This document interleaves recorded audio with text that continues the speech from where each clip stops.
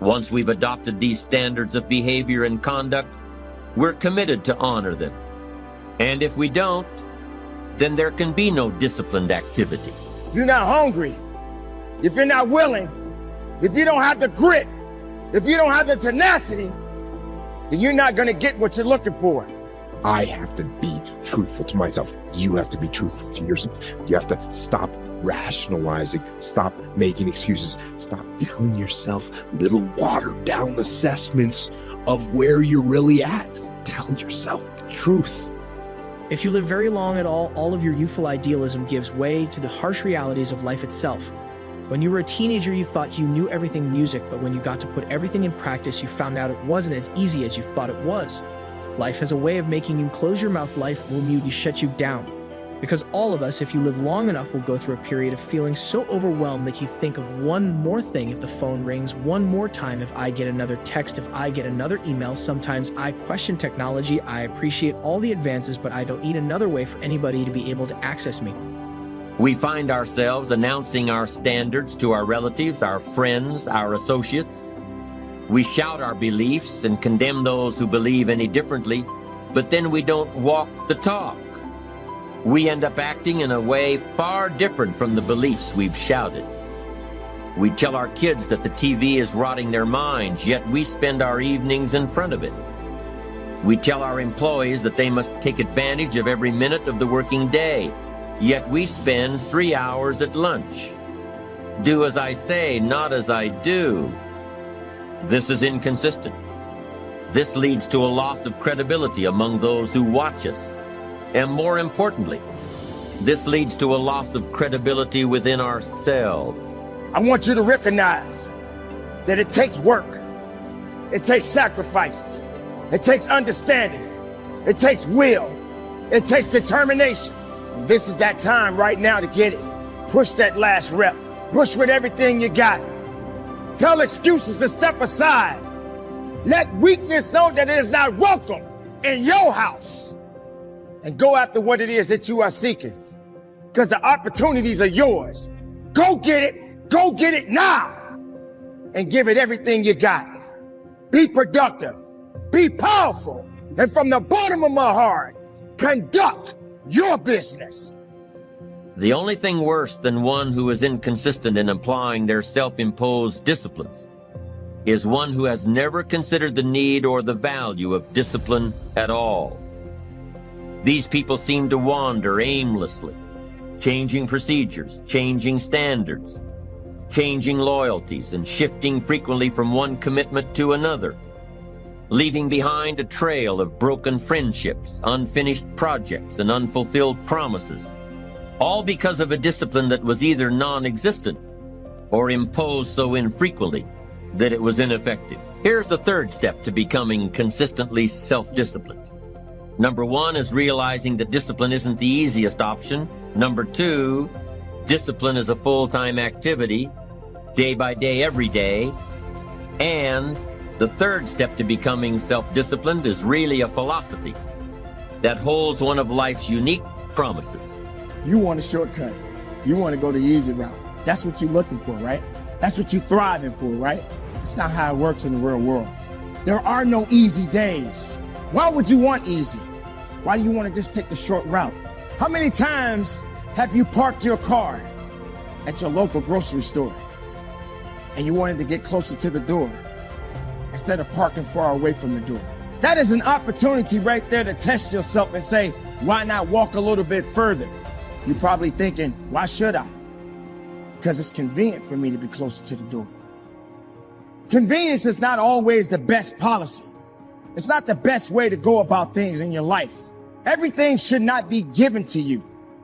Instead, you should earn it. You've lost again and again. Again, the lights are cut off, but you're still looking at your dream, reviewing it every day, and say to yourself, it's not over until. If you want to make your dream become reality, the people that are running at their dreams know that it's possible. That you can live your dream, that it's necessary, that you're relentless, that you have a plan of action, that you are creative. The people that are living their dream of finding winners to attach themselves to the people that are living their dreams of a people that know that it's going to happen, it's up to them, and they're resolving within themselves, it's not over until I win. Listen to me very closely. Winners win and losers lose, and there are those of you out there, you lose it and you don't. deserve to lose. You put in the work, you work hard, and you blooms. So that you can get where you want to go. You can be who you want to be. You can be who you should be. Who you should be when you do what you know you should do. When you pay attention to the little things. When you implement discipline. True and unflinching and unmitigated discipline in your life. When you stop trying to find a sweatless solution. When you look for weaknesses to work on, when you allow no easy excuses. And all that starts when you stop lying to yourself. Given equally to every human being, time is therefore the only commodity every human possesses.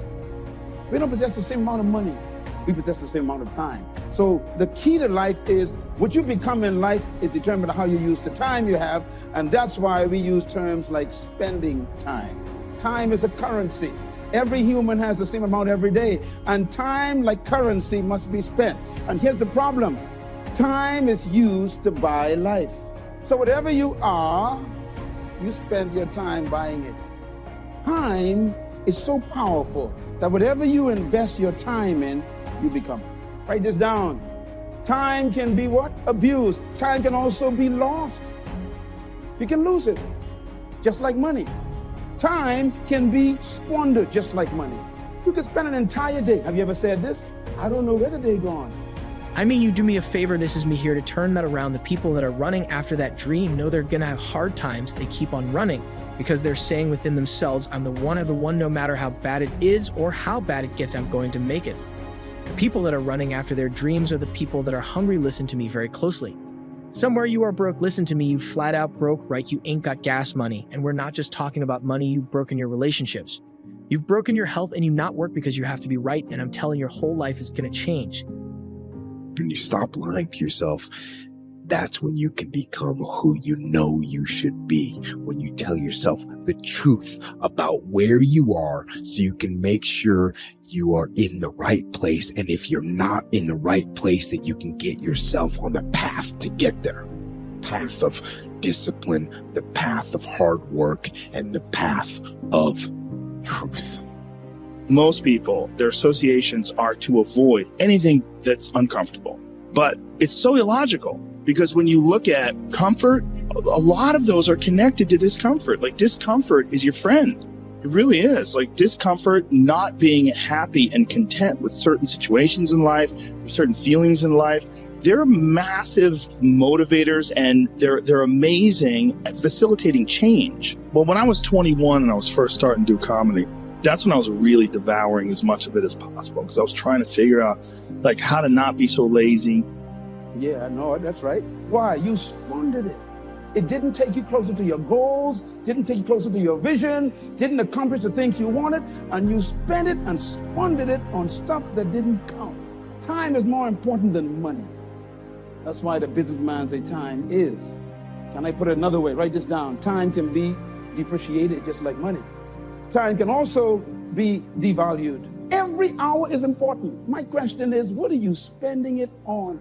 You can reduce the value of your life by the things you spend your time with, who you spend your time with, where you spend your time all day. You can devalue your time. I'm a victim of time. Write this down, please. You can never stop time. You can also never control it. You can't resist it. You can't never compromise with time. If you would get off the couch, stop playing video game, having a good time, you've got to have the strength of character to concentrate to read the guide. Just information, you've got to learn how to become resourceful. You've got to learn how to become creative like thrill. You broke at you. Will you grow by complaining? I'm going to a job you don't like. You are broke. This is them. You go on to a job you'll like. You've been there 15, 20 years and put on the job. I'm not even saying you should quit your job, but I'm saying that after you get off work, just like you, invested ever you need to invest in yourself. And the problem is simple. You're not investing in your idea, that you're always looking for a way to get over.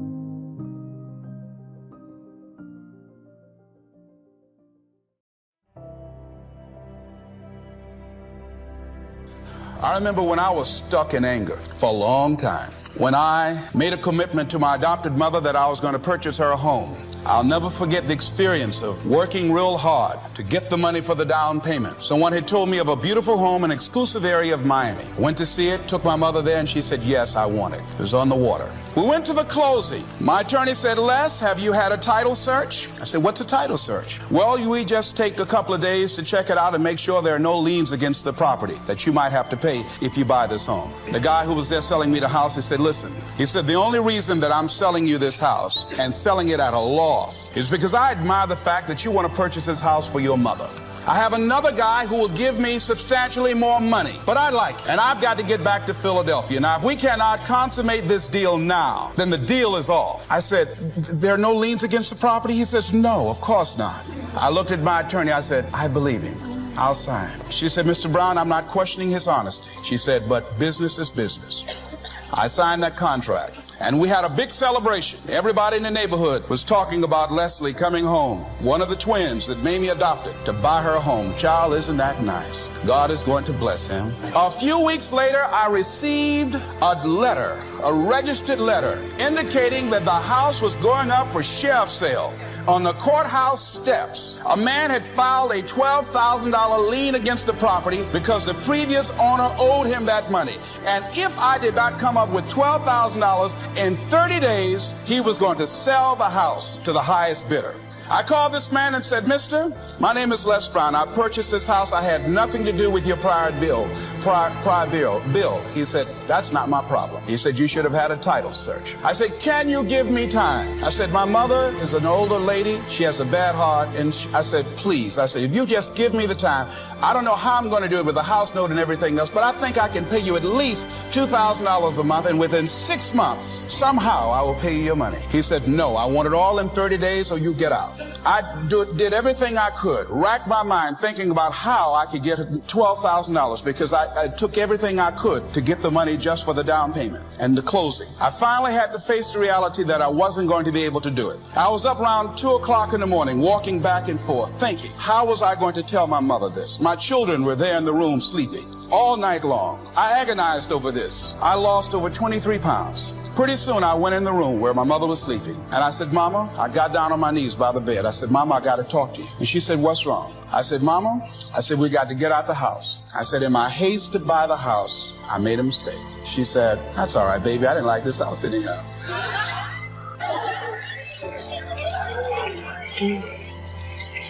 I said, Mama, you told me you loved it. I brought our friends out here to see it. She said, you know I have arthritis in my knees, and I don't like going up the steps, but I knew it made you happy. You loved it so much. I said, Mom, I've lost 23 pounds agonizing over this.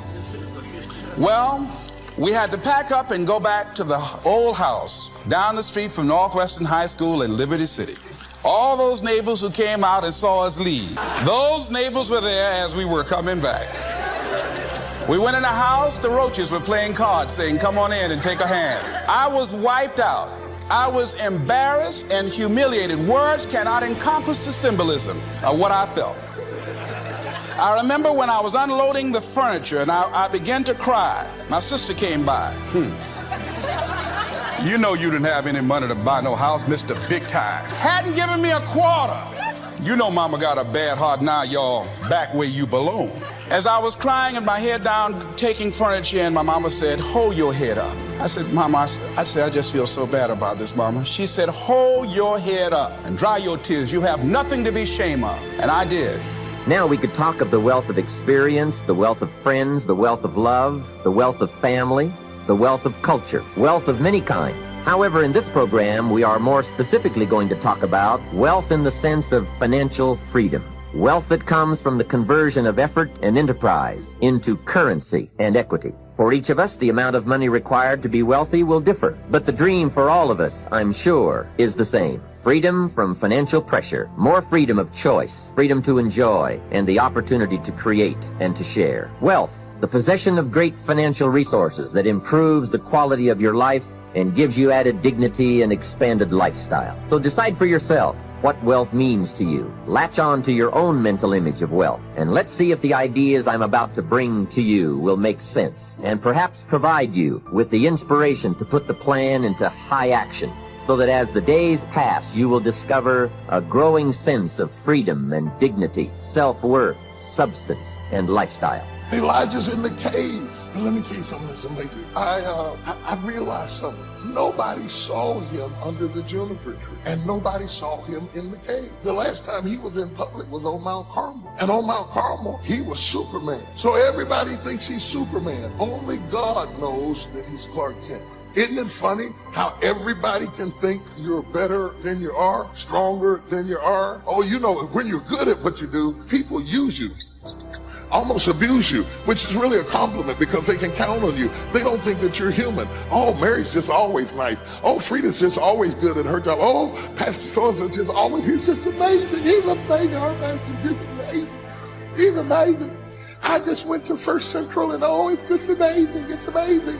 Well, they see you on Mount Carmel. Nobody knows about your juniper trees and your caves. Nobody sees your secret places of frustration but God. And he's up under the juniper tree. And I think, you know, sometimes I think you ought to take a moment and just thank God that he gives you privacy with your pain.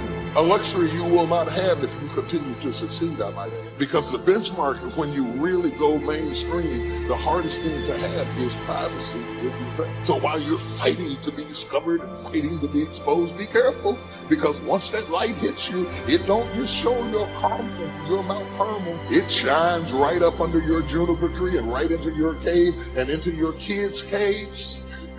Be careful what you ask for, you might get it. If you have nothing, I live in Fiji a portion of the time. I have a home there, a resort there, and families and villages there that I interact with for the last 25 years.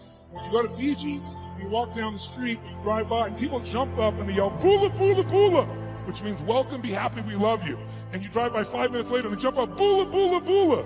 And you're going like, what drugs are they taking? No one's paying them. But they're so happy. They're in such a different state. They've learned to focus on something else and come up with a different meaning for life. But if the meaning is it's the end, if the meaning is that you're dissing me, if the meaning is you don't care, whatever meaning we come up with, that affects the third decision, which is what am I going to do? And what people do is based on the meaning, since the meaning creates emotion, right? You can be miserable no matter what you have, and you can be euphoric having nothing. We all know it's true. In fact, is it possible to learn to, like, for example, all hell could be breaking loose around you, and you could just be sitting in a chair in this centered space, all hell breaking loose, and you could still feel great? Is that possible? Yes or no? Yes or no? Sure, but you and I live in a Western culture. Well, if you sit and bliss out, people come and take your furniture. Knowledge equals execution and speed. I don't run 24-hour days. I don't even think that way. Does that help you? Yes or no? It's a total difference.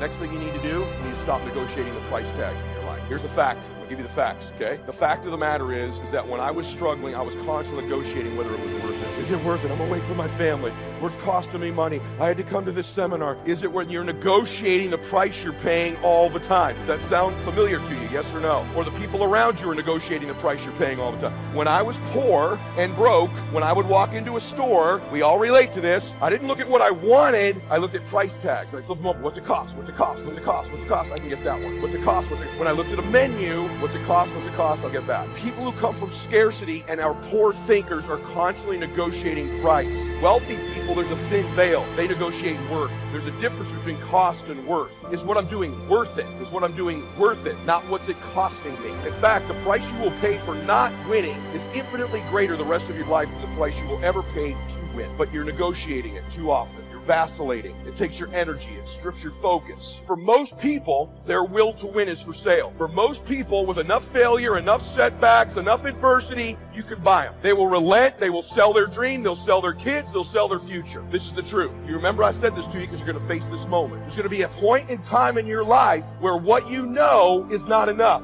And if you're me, when I arrive at those points, I got to find something higher than me to pull me through. That's me. How many of you would consider yourself, I should answer that. If you consider yourself a person of faith, you relate to what I'm talking about. You will eventually in your life arrive at a point where all your preparation, all your knowledge will not be enough, and you're going to have to rely on your faith and the decision you've made where you've negotiated the price in advance before it hits. Because for most people, enough of that, they'll relent. Yeah, it just wasn't for me. Yeah, it's just, the industry, the market changed, interest rates went up. We went into that market where just everybody was getting their butt handed to them. I learned all this stuff, just the timing was right. Or, you don't know about where I live. Where we live, this stuff doesn't.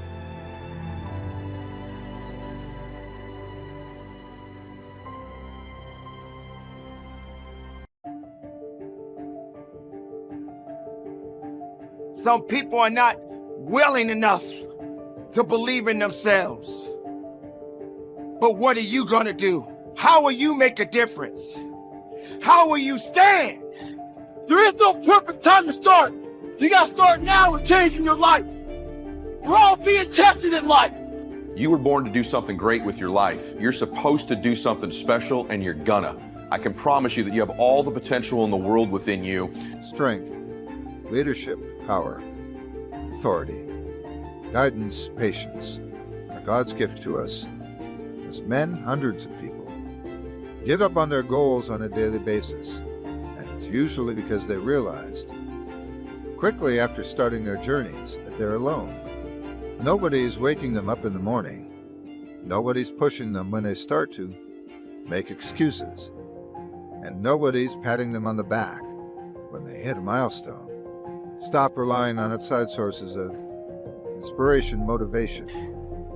And how would you fight these battles that we face each and every day of our lives? They will continue to come, and you will not win every battle. And the battles that you face will help you to get stronger. Because even if you lose a battle and you're still breathing and you're still walking and you're still able to make moves, then you still have enough fight left to carry on. And on this journey, And guess what? This is one test you can't cheat on. We all have our own test. Some of us are obese. Some of us are depressed. Some of us are insecure. In the military, we have a big old rucksack on the back. Got batteries, water, extra gear. Your extra gear is the shit you're dealing with in life. And the only way to overcome it is for you and you alone to face it. You have to do your best work when you're least motivated. So those days you don't want to do it, guess what you gotta do? Stay hard. What would you tell your 20-year-old self? In other words, if you could go back in time and you could talk to your 20-year-old self, what advice would you give to that 20-year-old Jocko? While you are carrying on all of the things, remember the circumstances that you had to face. Remember the losses. Remember the victories. And understand that everything that you went through in your life, it had to be. It had to be this way. You may question it, but it had to be this way. You may not even understand it, but it had to be this way. Even with the mistakes that you've made in your life, yet it had to be this way. But the mistakes that you have made, you've learned, you've grown. And honestly, I think to myself, it doesn't matter. It doesn't matter. I can't go back in time. I can't change what I did when I was 20 years old. What I'm actually thinking to myself is, what do you tell yourself today to get you on the path? Someone asked me one time, what's your biggest fear? My biggest fear is that 300-pound man, never knowing I can be who I am today. A lot of us are wasteful, but we're wasteful of who we are in life. And get all you can out of yourself. Stay hard. It's too hard. Life isn't fair. Support can get you there. Put your goddamn head down and take charge here in life. True desire in the heart that it's that you have whatever it is you want to do, the thing that you want to do to help others and to grow and to make money, the desire that it's that's God's proof to you, set before and already to vindicate that. It's yours. You can't get it because you want it. If you put in the work, they can't deny you. If you put in the work, they can't stop. Be great, pursue your own version of happiness, life. And I know the rest of the world is probably telling you constantly to be average, to be ordinary. There's different haters you have in your life. There's people who put you in your box. There's people who overlook you, that make you feel invisible. And it's important that you hear from me that that's not who you are. And by the way, you're not even who you've already been in your life. Your past does not equal your future. Your present does not equal your future. And I just want to remind you officially that you can do something great with your life, and that you're destined to do something great with your life, and that you were born for a reason. So important that you know that you hear that from me today, and that you begin to believe it about yourself. Because if you don't believe that about yourself, there's no chance it's going to happen. You can't achieve something in your life that you don't believe strongly, certainly, that you can achieve. And I know that I find many of you today, some of you are listening to this today, you've got momentum in your life and things are going well, and you're looking for a key, or you want to hear about a mistake you might make that you can miss because I warned you about it. And I'm going to give you all those things, you know that on every program. But I know there's many of you that arrive here today, you're just not in the groove. Well, I think the one thing that discipline definitely does help you with is it helps you get things done. And when you get things done, when you actually do things, you have more success. If you have more success, and sometimes a big part of success is just doing it. Yeah. That's like 90% of it is just showing up. Get there and start working. Like, you're not going to feel perfect every day. If I only worked out when I felt good, because there's a lot of days I don't want to do it. It's pretty much the same with everybody that actually gets good at something. There's got to be those days you push through, and they're probably going to be more numerous than the days you don't. And so the benefit of discipline in my eyes has always been that through discipline I get things done. Always offers you a second chance. You know what it's called tomorrow for far too long. You've been holding yourself back. This is time for you to walk with purpose. It's time for you to walk into your gift. It's time for you to live your best life. It's wrapped in your capacity, your ability to believe in a dream, even if nobody believes in you. Things aren't going great. Maybe you're in a down cycle in your life. Maybe there's some letdowns and some hurts that are happening right now. And maybe a little bit of, a little melancholy, little anxiety, little fear, maybe all the way to some depression. And I just want to be that person who reminds you that you can do something special and that you're going to, and that you have everything you need within you right now to make your life great, and you can turn it around at any time you decide to. You know, what you allow is what's going to continue in your life. I put out a post about this several weeks ago. It's hard to accept this, but what's happening in our lives, we're allowing it to happen. And to some extent, we almost believe we deserve it, because we produce in our life what we really believe we're worth, what we really believe we deserve. And it's hard to accept that, because it seems coincidental, that the wrong person entered our life, or there was a business setback, or our car broke down, or our company went out of business, or whatever it might be. One of your clients just quit and changed their mind. And it seems coincidental, but you really truly are getting out of your life what you believe you're worth. To get something you never had, you'd have to do something you never did. If every time you go to better yourself, somebody hits you with a line like, why? If you want to do that, you need to find another social circle. If I'm going to fall, I don't want to fall back on anything. I want to fall forward. I figure at least this way I'll see what I'm going to hit. We did not come this far to just break down and lose now. I always say that I'm like the most lazy, disciplined person I know, because I don't want to do it. Yeah. But I always do.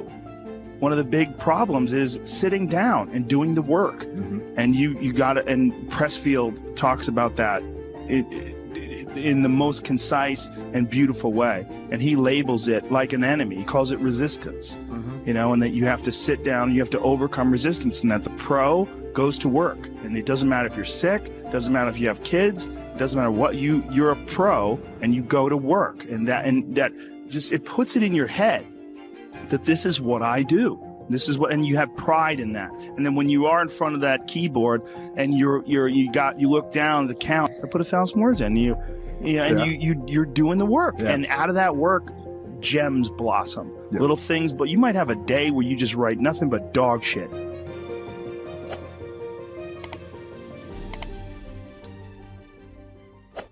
If you keep doing what you've been doing, you're going to keep getting what you've been getting.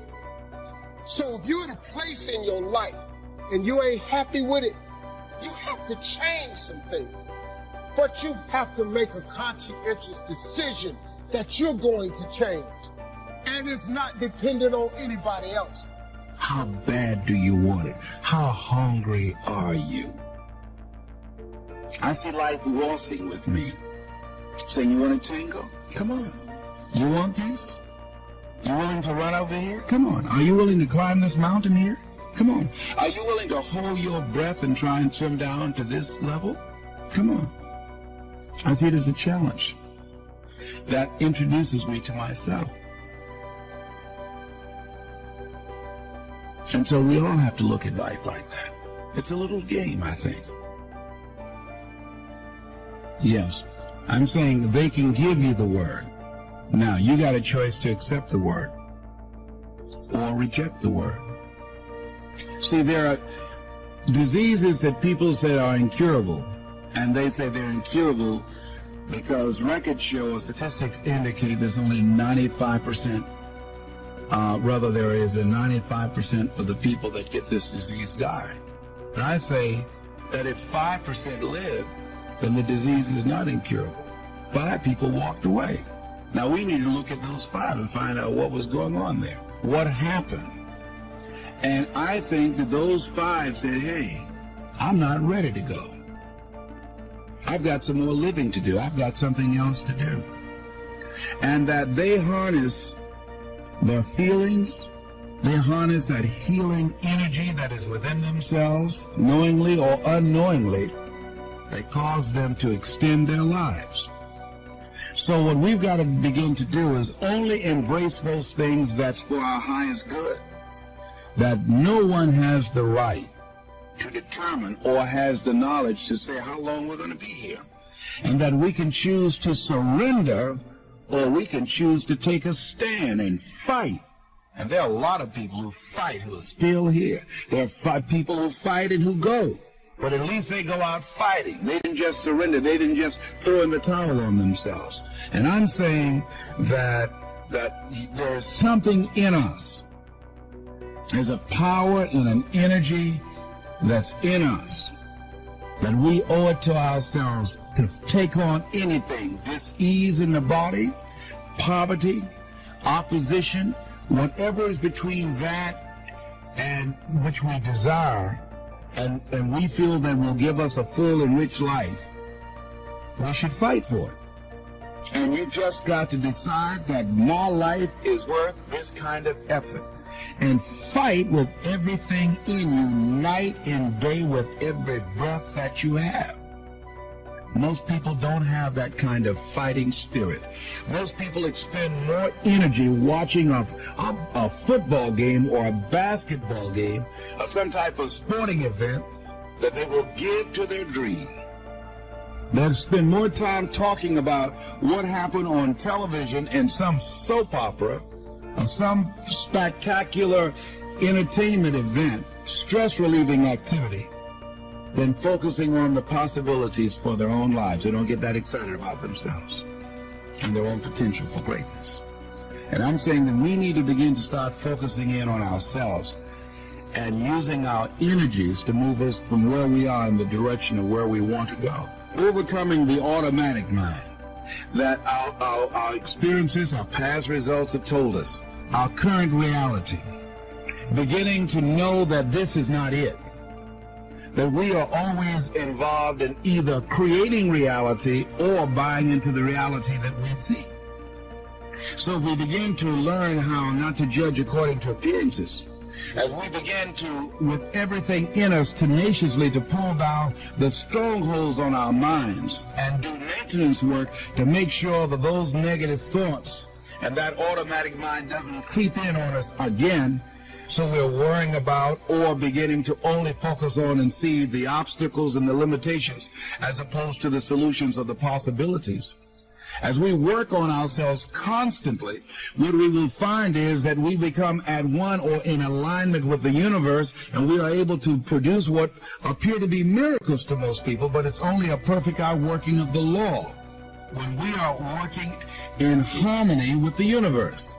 And so the key to it is beginning to continue to have a whole vision of what you want to create, of constantly working with your feelings and your energy, keeping it positive, and engaging in actions and having things where the pictures, scriptures, music, friends, relationships, goals that challenge you and feed into you and create this new reality for yourself. Because as you continue to hold that in focus, as you continue to charge that with words and sell yourself on your having it, acting as if it already is, when you finally get that feeling, hit that level of consciousness, it will manifest. People come out of nowhere and support you. You get unexpected money that you had no idea that was going to come your way. Help and assistance from strangers comes to you, and you say, whoa. You begin to discover things showing up that you need, that you didn't even know you needed them. And here they are, right here at your disposal when you get to that new level of consciousness. How bad do you want it? The dreams God has placed in your heart, the promises He's spoken to you, are not going to come to pass without opposition, without delays, without people trying to talk you out of it. There will be plenty of opportunities to get discouraged, to lose your passion and think that it's not meant to be. But if you're going to reach your destiny, you have to have a made-up mind. If you give up after the first time, or the 5th time, or the 30th time, what that really means is you didn't want it bad enough. There should be something you're believing for that you are relentless. You are not moved by how impossible it looks. You're not discouraged by how long it's taking. You don't give up because people told you no. Your attitude is, if I have to believe my whole life, I am not going to stop believing. I am not going to take no for an answer. I'm not going to settle for mediocrity. I'm going to keep pursuing what God put in my heart. You can't be passive and indifferent. You have to have a holy determination. It's more than just your will. It's a fire on the inside, a knowing that it's supposed to be yours. When everything says it's not going to happen, instead of getting discouraged, you kick in to a new gear. Normal people would give up. Normal people would settle, but you're not normal. You want it on another level. How bad do you want what God has put in your heart? Bad enough to outlast the opposition? Bad enough to overlook some insults? Bad enough to do the right thing when the wrong thing is happening? Do you want it bad enough to keep pursuing even when circumstances say it's not going to happen? Many of the difficulties we face, the delays, the times it's not fair, that's simply a test. God is seeing how bad do you want it. This is what weeds people out.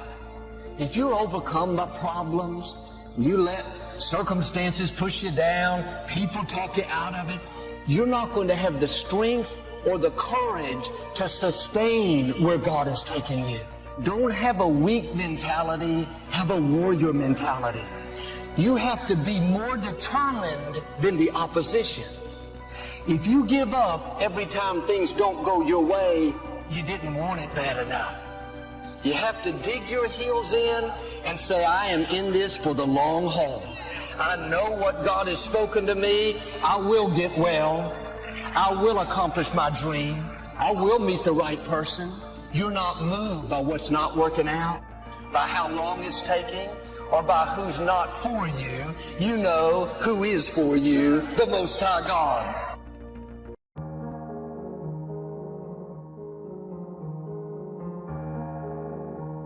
Sometimes from a delightful experience or a tragic experience, it can be the day that changes everything. For me, it was the Girl Scout that knocked on my door when I was 25 years old and gave me the big presentation about Girl Scout cookies, and I wanted to buy. She said, it's only $2, several flavors. And with a big smile, she politely asked me to buy. And I wanted to. Big problem, I didn't have $2 in my pocket. So I didn't want to tell her that, right? I'm a grown man. I'm 25 years old. I've been to 1 year of college. I've got a little family going. So I decided next best to lie to her. I said, look, I've already got lots of Girl Scout cookies. I bought some, and we still haven't eaten all of them. They're in the house. She said, oh, that's wonderful. Thank you very much. And she leaves. When she leaves, I say to myself, I don't want to live like this anymore. I mean, how low can you get? Right. Lying to a Girl Scout, that's about as low as it gets. So I promised myself that day it would never happen again. That was a life-changing day for me, recognizing that I was not in a good position. I must start making my search. A guy climbs the stairs, and there's about 40 stairs to climb, and he finally gets to the top, sits down, and he's out of breath, and he says, wow, this is not good. I've got to do something about my health. So it can be something that simple. So he starts a little research program and decides to get his health in order, develop a good nutritional program, whatever. And from that day on, he says, I'm not going to be out of breath anymore. Some of you know what I'm talking about. Raise your hand if you know that. That voice is awesome. So you have got to stand up to that voice. When you're working on something you want to achieve, you have got to stand up to that voice. You've got to sell yourself every day on your abilities, on what you're doing, on the goal that you want to reach. You've got to sell yourself every day, every day, every day. According to your level of belief, it will manifest itself in what you're doing. Whatever we have right now, whatever we're demonstrating in our lives, is a result of what we believe subconsciously that we deserve. And part of increasing that belief level is that you have got to convince yourself every day. You've got to sell yourself. I do a lot of training for many corporations, and I conduct sales seminars, and I've heard all kind of guys doing techniques and training people techniques of how to close sales and how to work with and begin to control the sale and how to ask for the close. Let me share something with you. You can learn all the techniques in the world. If you don't believe in yourself, it won't happen for you. I learned all of it. So that's why I do a training called Focus on the Seller. You've got to focus on you. And as you convince you, as you sell yourself every day, every day, every day, you will begin to see a difference in the things that you're doing. Selling yourself on your ability to perform a job, to achieve a certain objective. Telling yourself every day, here I go again, and I got what it takes. This is my day, and nothing out here is going to stop me. And when you go out there, life say, come over here. Say it again. Well, I'll be back tomorrow. That brings me to the next thing. It takes courage to act. Part of being hungry when you've been defeated, it takes courage to start over again.